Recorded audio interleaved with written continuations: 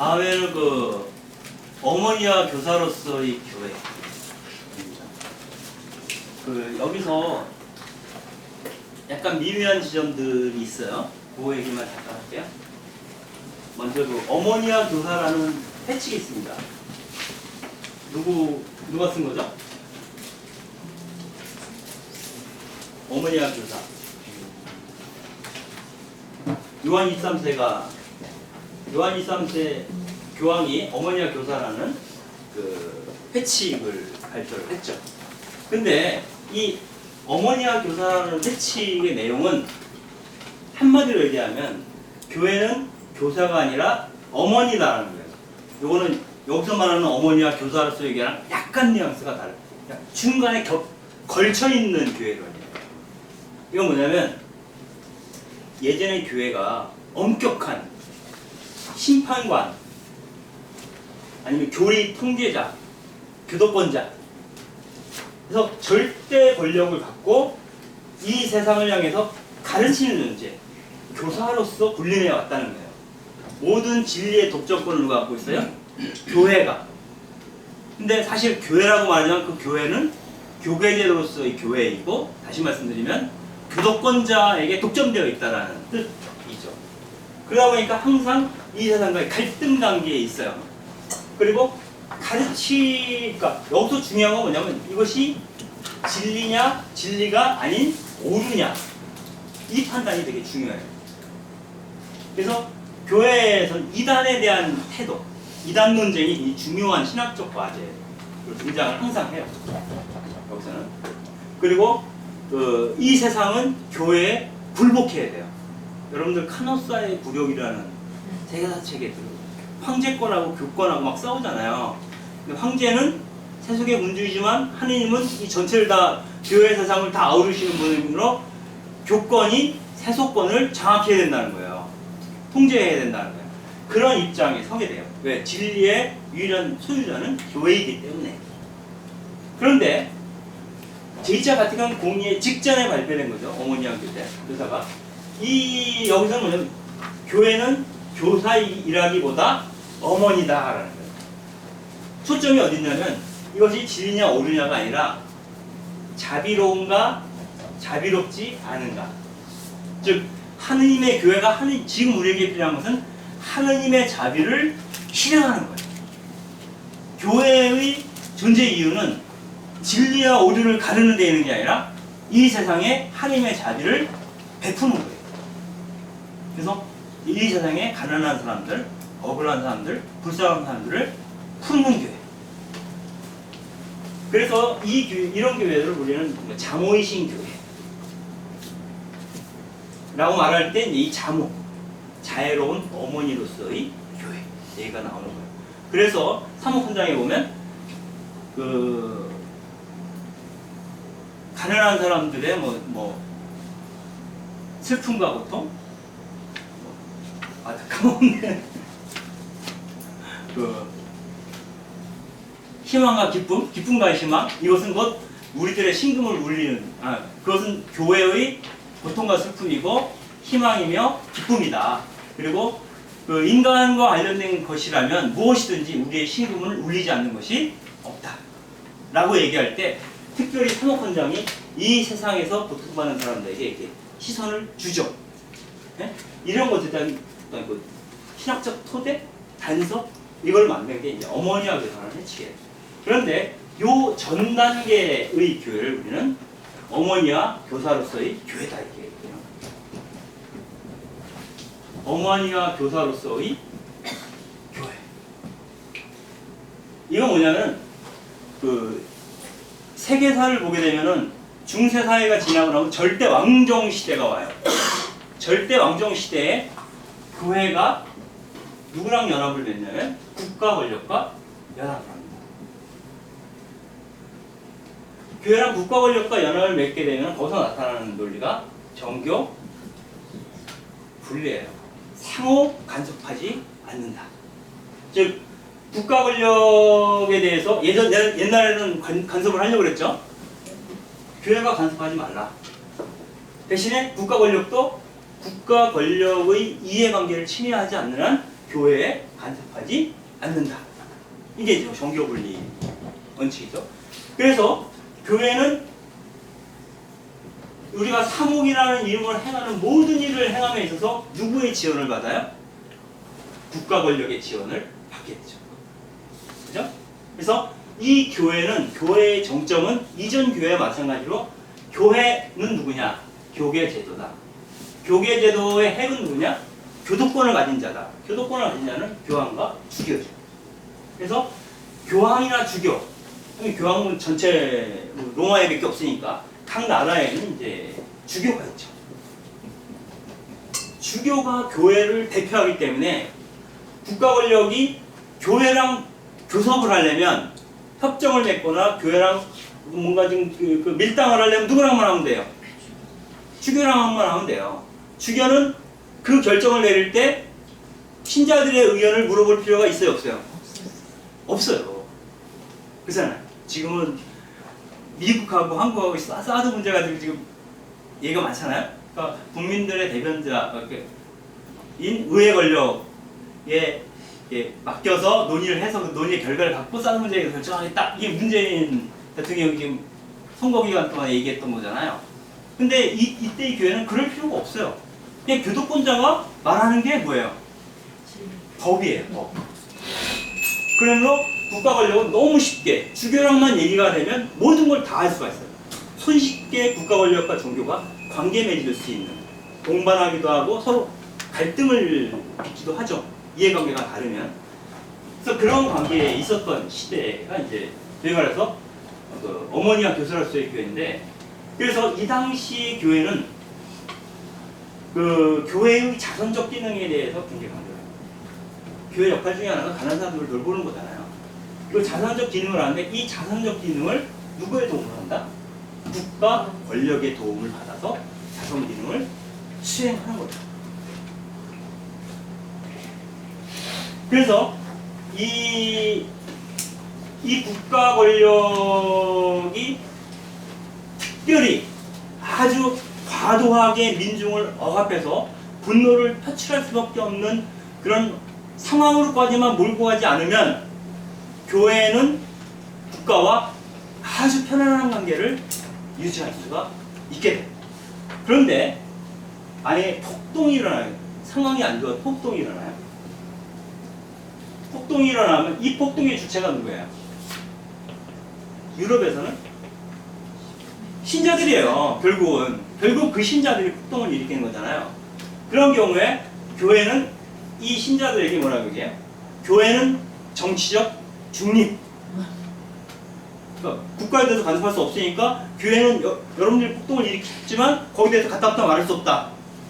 그리고 하느님이 부여한 신성한 정치 권력에 대해 순종하라. 라고 예전의 가르침을 반복할 수밖에 없는 거예요.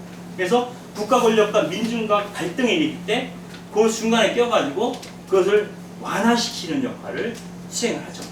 그리고 완화시키는 역할을 얼마나 적절하게 수행했느냐에 따라서 그 이후 교회와 국가 권력과의 관계가 재구성이 돼요. 재편성이 돼요. 이들의 안위는 교회의 안위인데 그 교회의 안위는 교계 제도의 안위이고 교계 제도의 안위라고 하는 것은 주교의 안위예요. 그러니까 민중의 안위랑은 상관이 없어요. 그래서 어머니라는 죄는 국가 권력에 의해서 자손적 어머니가 아들에게, 그러니까 자식에게 자식을 양육하잖아요. 근데 대가를 바라고 양육을 하는 게 아니죠. 그렇듯이 국가로부터 지원을 받아서 그 돈으로 교회가 어머니로서 가난한 사람들을 돌보는 그런 의미에서의 엄마로서의 교회다 라고 볼 수 있겠습니다. 이 당시 교회는 자선적 기능 그리고 교계제도의 주로 활동 범위는 제의실까지다. 교회의 활동 범위는 제의실까지다 라는 말이 이제 여기서 나온다고 얘기를 합니다. 그런데 그 제2차 바티칸 공의회를 거치면서 아까 말한 요한 23세 교황님의 어머니와 교사라는 회칙이 그 중간에 끼어 있는 관점이라 하잖아요. 그 다음에 제2차 바티칸 공의회에 가게 되면 교회는 뭐다? 구원의 성사다. 구원의 성사라고 얘기하니까 교회가 구원의 주체가 되죠. 주체가 되는데 그 대상이 이 세상으로 넓어져요. 즉, 우리가 공의의 문헌에서 보면 교회는 세상 위에 있는 것이 아니라 세상 가운데 있다. 이게 이제 사목헌장, 교회 헌장에 나오는 내용이에요. 그 교회는 이 세상 위에 군림하는 교회임을 포기해요. 그래서 이 세상의 구원과 해방의 표지로 교회가 남아야 한다. 그래서 이 제1차 바티칸 공의회의 어떤 그런 교회론에 따라보면 우선 교회의 예언직이 강조합니다. 그래서 많은 사람들이 어떤 그 사회 참여에 나설 수 있는 영적인 자극으로서 구원의 성사로서의 교회론이 이루어지죠. 또 하나는 그 교회는 이 세상의 구원을 위한 성사라고 할 때는 뭐냐면 교회와 하나님 나라가 같아요, 달라요? 교회는 하나님 나라가 아니에요. 교회는 이 세상을 하나님 나라로 변모시키기 위해서 이 세상 안에 누룩처럼 끼어있는 성사와 같은 존재다. 즉 하나님 나라의 표징이에요. 표지, 상징, 이 역할을 하는 것이 교회라는 거예요. 그 사람들은 교회를 보고 이 세상과 다른 하나님 나라를 갈망하게 되고 하나님 나라와 다른 이 세상 가운데 끼어서 갈등하고 투쟁하는 존재가 됩니다. 그죠? 그런데 한계는 뭐냐면 여전히 교회와 세상을 변화시키는 주체는 누구예요? 교도권이에요. 여전히 교도권이고 여기서 얘기하는 어떤 그런 구원의 과정에 이른바 평신도들 아니면은 좀 다른 말을 표현하면 고통받는, 우리가 구원의 성사할 때 고통으로부터 해방되는 걸 뜻한다고 한다면 고통을 당장 갖고 있는 당사자들이 이 구원과 해방의 주체로 얘기되지 않아요. 이것은 교회가 예언자적인 직분을 통해서 선포함으로써 이들의 해방을 이루어야 하는 거예요. 그래서 어떻게 보면 여기서 그러다 보니까 당연히 또 하나, 그리고 이것을 해나가는 예전에는 교사이며 또 어머니인 교회에서는 국가 권력과의 관계 속에서 무슨 문제들을 해결을 했어요. 그 절대왕정이라든가 이런 걸 통해서. 근데 이때가 오면 시민단체 아니면 정치결사, 정당이죠. 정당이라든가 시민단체라든가 어떤 그런 우리가 카톨릭 액션이라는 말 들어봤죠. 카톨릭 액션, 카톨릭 운동단체 이렇게 얘기를 하잖아. 카톨릭 행동주의랑 관련된 그런 중간에 끼인 존재가 있어요. 시민단체나 어떤 정치결사를 통해서 문제를 해결하는 거죠. 그러다 보니까 여기서는 개혁적 변화, 그러니까 이 세상을 개혁하는 것에 관심을 갖게 돼요. 이 세상을 좀 더 인간적인 세상으로 바꾸는데 우리가 어떻게 노력할 것인가. 이렇게 되니까 여기서 나오는 얘기 중에 이것들이 끼인 존재로서의 개념일 수 있는데 여기서 강조되는 게 뭐예요? 자발적 가난. 근데 이 자발적 가난이란 말은 구원의 성사로서의 교회를 얘기할 때도 나오지만 민중으로부터 탄생하는 교회에서도 나와요. 이게 중간에 끼인 개념이라고 있어요. 뭐냐면은 자발적 가난은 뭐야? 내가 가난해요, 안 가난해요? 안 가난한데 의식적으로 가난을 선택해서 대중 속으로 들어가는 거잖아요. 여기에 절대적인 가치를 부여해요. 그러니까 시각이 자발적 가난이야말로 너무나 훌륭한 성덕이다라고 말할 때는 누구의 관점에서 보는 거예요? 자발적 가난을 행하는 사람의 관점이니까, 즉 이미 갖고 있는 사람의 관점이에요. 교회는 부자라고 말할 수는 없지만 교회는 일종의 기득권을 유지하고 있는 집단이죠. 그걸 상정하는 거죠. 이 집단이 내 기득권을 내주면서라도 민중을 위해서 일해야 된다 라고 할 때는 이 표현의 시선이 기득권자의 시선이에요. 그 자체가. 내가 내 걸 포기하는 거예요. 문제는 뭐냐면 여기서 한 발자국 더 가면 내가 내 거를 포기하는 게 아니라 아예 내 거가 없는 사람이 이 세상을 바꾸는 주체여야 하는 거야. 그러니까 우리가 당사자주의라는 말을 써요. 장애인 관련 운동을 할 때 보면 그 당사자들이, 그 고통의 담지자들이 자기의 고통을 로부터 해방되기 위해서 본인이 본인의 문제를 스스로 해결해가는 주체여야 한다. 이 관점이 여기에는 일정하게 결여되어 있다는 거예요. 그래서 이 구원의 성사로서의 교회로는 어떤 그 종파적 갈등 이런 것으로 저도 벗어나 있어요. 초극파적이에요. 관점 자체가. 그리고 많은 선의를 갖고 있는 특히 지식인들한테 엄청난 설득력을 갖게 돼요.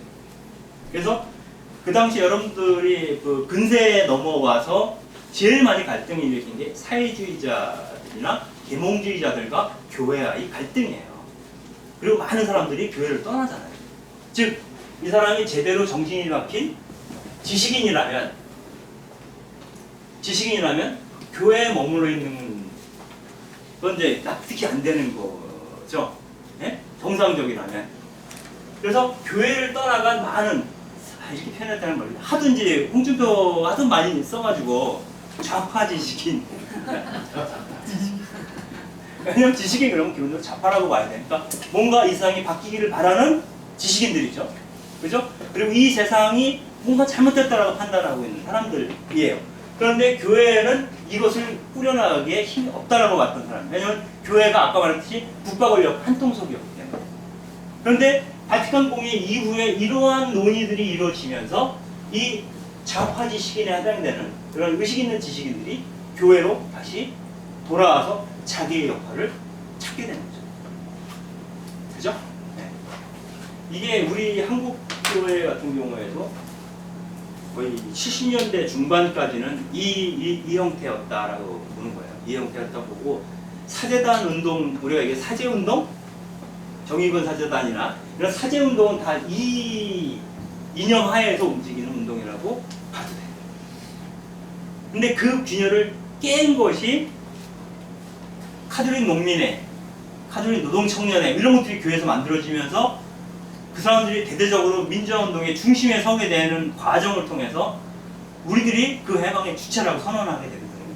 그러면서 이 민중교회로 가는 거죠. 그러나 그 사제단 같은 경우는 사실은 뭐 지원부대 같은 역할을 지금도 하는 거잖아요. 그러니까 이 사상적으로는 사제들이 우리 역사의 어떤 질곡을 극복할 수 있는 주체다. 시민들은 그렇게 얘기 안 하고.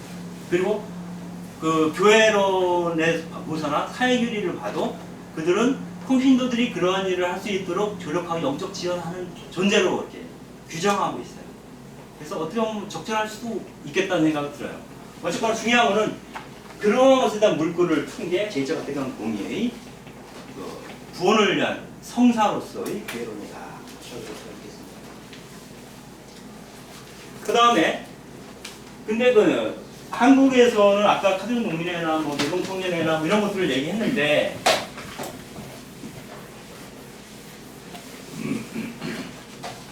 이른바 이런 거 있잖아요. 이거 적절한 비유인지 모르겠어요. 정확히 판단 안 돼요. 광주 항쟁 있었을 때 총들 들고 막 싸웠잖아요.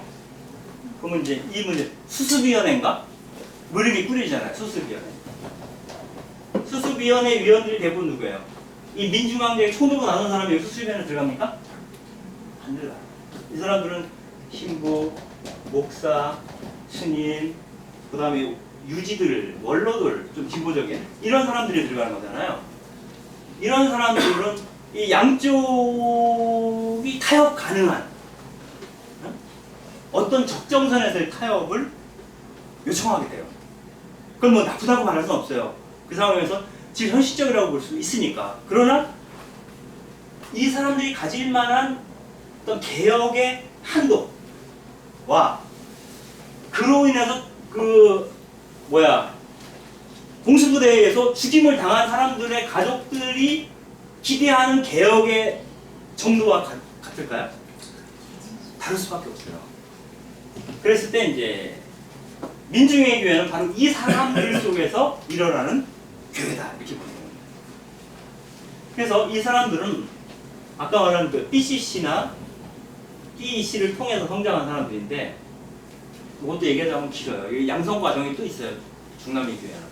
근데 이 평신도 지도자들이 여기 들어가죠. 들어가서 이제 이 모임을 꾸려가는데 여기서 이 사람들이 처음으로 경험한 건 뭐냐면 예전에 교회라고 한다면 늘 말하는 사람은 누구였어요?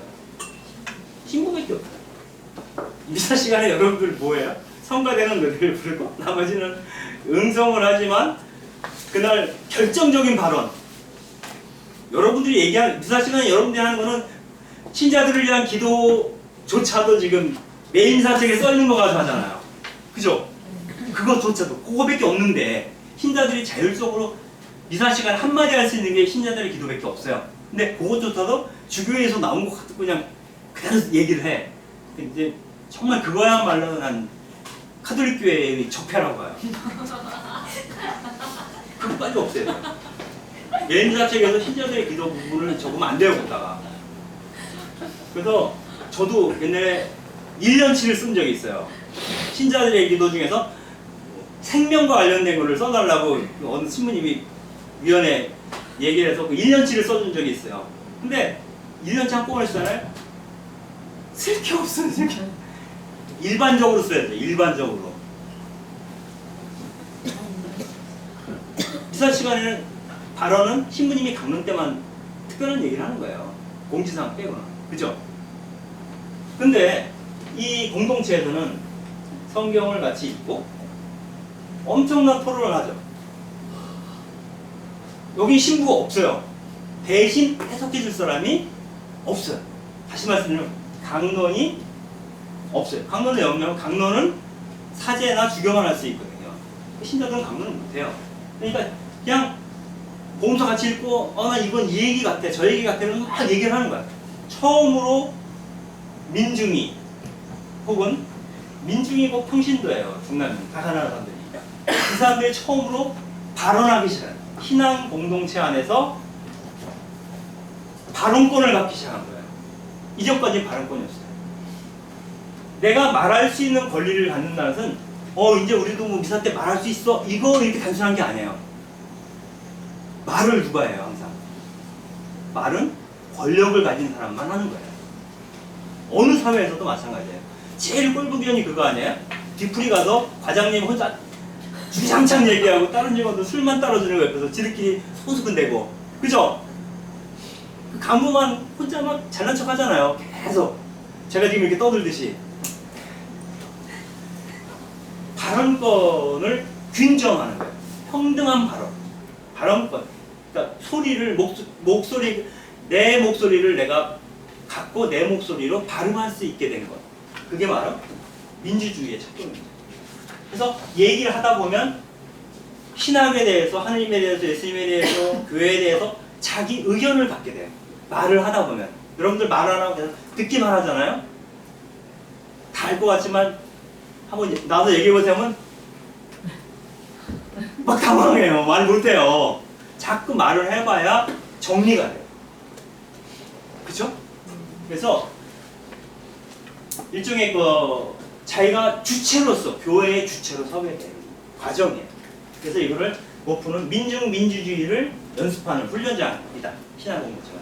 그래서 민중민주주의라는 건 뭐예요? 이 사람들 자신이 고르게 이야기를 나눌 수 있는 과정을 통해서 이게 민주주의구나. 왜냐하면 고르게 얘기하다 보니까 결정을 누가 대신해 주는 사람이 있어요, 없어요? 본당에서 신부님이 하지만 여기는 같이 합의를 해야 돼. 합의. 그죠? 합의를 했으면 공동으로 실천하겠죠.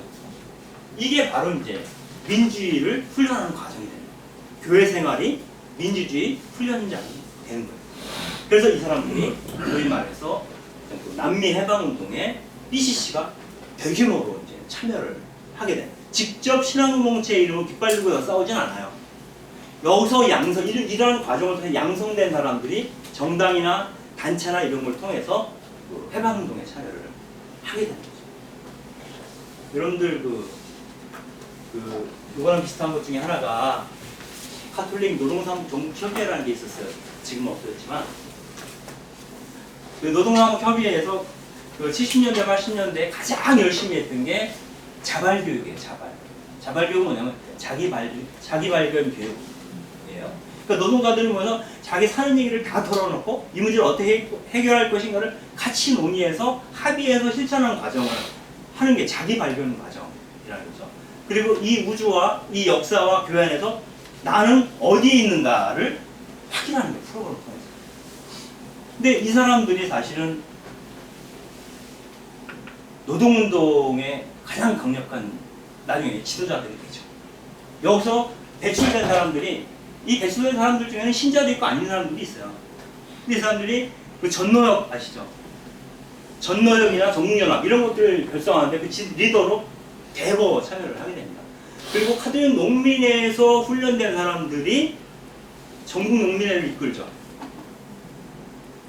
잘 모르시죠? 그 관계는. 아무튼 그렇게 됐어요. 그래서 한국 사회운동에 카톨릭 교회가 끼친 영향은 엄청나게 커요. 특히 양성 부분에서는, 민중 지도자 양성 부분에서는 굉장히 영향력을. 물론 이제 개신교 같은 경우에 사회선교회 같은 경우에 그런 역할을 했지만 카톨릭에서는 이제 카톨릭 노동청년회도 이런 방식으로 토론을 하거든요. 카톨릭 노동청년회, 카톨릭 농민회는 노동청년회에서 나온 게 농민회예요. 발전된 게. 가지고 이러한 역할들을 하게 된다. 그래서 이곳에서 실제로 이 세상을 변화시키고 구원의 성사로서만이 아니라 구원의 주체로 나서는 민중들을 보게 되는 것이 바로 그 민중교회를 만나다. 그래서 그 아래로부터 탄생하는 새로운 교회. 교도권의 통제로부터 일정하게 자율성을 획득하고 평신도들이 자기 신앙에 대한 내적인 확신들을 자기 삶의 현장에서 체득해가면서 공동체를 확장해 나가는 그러한 교회가 시작되었다. 라고 이제 그래서 이것은 교회의 새로운 창세기다. 라고 이제 수가 얘기를 합니다. 여기까지 교회론이고요. 신앙 얘기를 해야 되는데 우리 5분만 더 쉬었다가 해야 될 것 같아요. 이거는 30분 남았는데요. 5분씩 30분 안에 딱 끝냈습니다.